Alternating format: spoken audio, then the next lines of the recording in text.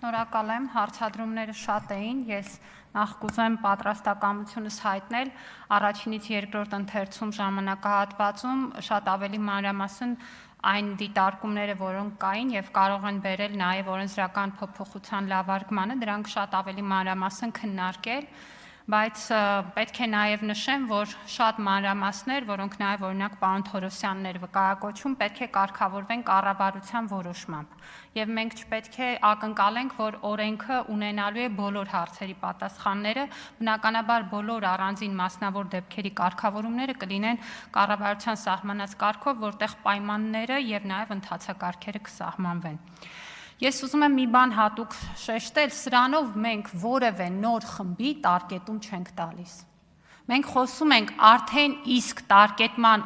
իրավունք ունեցող քաղաքացիների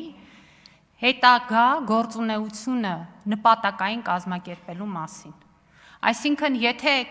խնդիր ունենք քննարկելու տարկետման հայեցակարգը, պիտի վերադառնանք, հասկանանք 18 թվականի ապրիլին, երբ որ այս կարգավորումը դրել ենք, ինչ նպատակ ենք դրել եւ այդ տարկետմանը անդրադարձանենք։ Բայց սրանով մենք ընդհանրապես արդեն իսկ տարկետման իրավունք ունեցող քաղաքացիներին ասում ենք ավելի ճիշտ ուղղորդենք ու ավելի ճիշտ օգտագործենք նրանց ներուժը եւ այստեղ պարոն Նազարյան եւ նաեւ մեր մյուս գործընկերները բարձրացրեցին մտահոգություններ, սա ամենևին պարզ հարց չի, բայց ես կարծում եմ, որ մենք պետք է այդ աշխատանքը դիտենք նաև որպես յուրօրինակ ծառայություն։ Ինչու, որովհետև մարդիկ սովորել են, ձեռք են բերել այդ գիտելիքն ու հմտությունը եւ հանձնառություն են ստանձնում գալ այդ գիտելիքն ու հմտությունը ծառայեցնել այն ոլորտում, որը կնշենք։ Եվ ես կարծում եմ, սա որևէ բանով այդ իմաստով չի տարբերվում ծառայության այն տրամաբանությունից, որ մարդը իր ներուժը դնում է իր պետության զարգացման համար։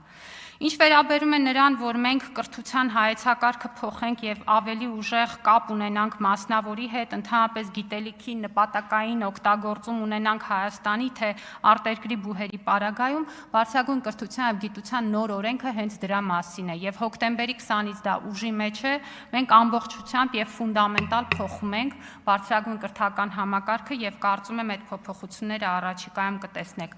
Վերջին նախադասությունը շատ կարեւոր եմ համարում եւ այստեղ համաձայն եմ պարոն Վարդանյանի հետ, որ մեր քաղաքացիները վերադառնան Հայաստանի Հանրապետություն։ Խոսքը միայն աշխատելու մասին չի, խոսքը ֆիզիկապես այստեղ գտնվելու, այս հանրության մաս կազմելու եւ Հայաստանը իրենց կենսական շահերի կենտրոն դիտարկելու մասին է, հետեւաբար օրենսդրական կարգավորումը նախատեսում է, որ ֆիզիկապես պիտի գտնվեն Հայաստանում։ Վիճակագրությունը, եթե բավարար չեք համարում, հիմնավորումը կլրամշակենք, մնացած հարցերն էլ կարծում եմ առաջինից երկրորդ ընթերցում կքննարկենք։ Շնորհակալ եմ։